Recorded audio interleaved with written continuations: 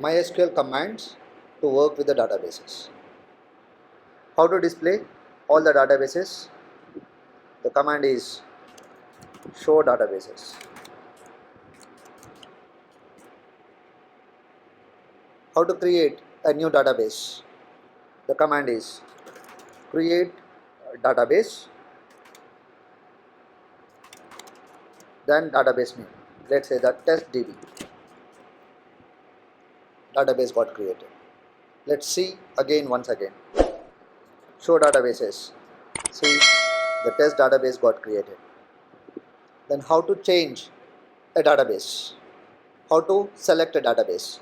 The command is use then database name directly, testDB. So now we have been using testDB. How to display which database we are currently working?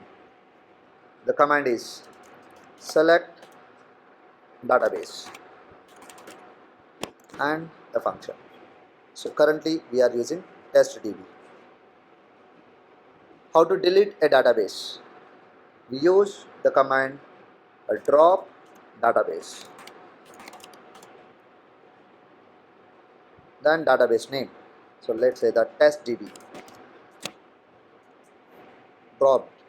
Let's see the databases. Now it is one. Thank you.